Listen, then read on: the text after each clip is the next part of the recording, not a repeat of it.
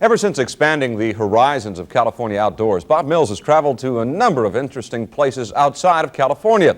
In tonight's report, Bob shows us how the people in his hometown of Ohio are holding on to their heritage.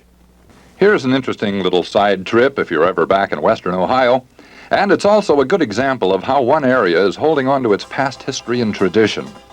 Just north of Dayton, the Ohio Historical Society of Piqua has restored a portion of the old Miami-Erie Canal and rebuilt one of the old flat-bottom canal boats.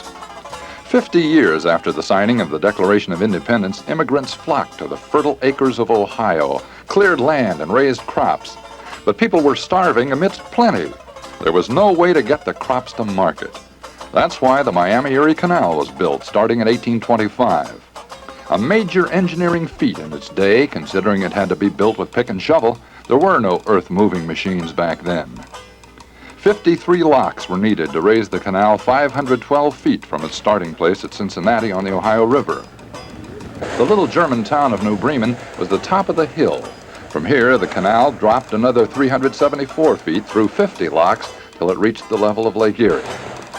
Many of the locks are in remarkable condition after 150 years. Township trustee Jim Kite points out on Lock 8 that most of them were 90 feet long by 15 feet wide and raised or lowered the canal boats about 10 feet at a time. Lock 14 still has water flowing over it, and it serves as a recreational area for fishermen. Because many of the canal builders were of German descent, a lot of little European-like towns grew up along the banks. In my hometown of St. Mary's, canal water turned the wheels of the flour mill, the paper mill, and the spoke works. But the famous St. Mary's blankets are no longer made here at the woolen mill.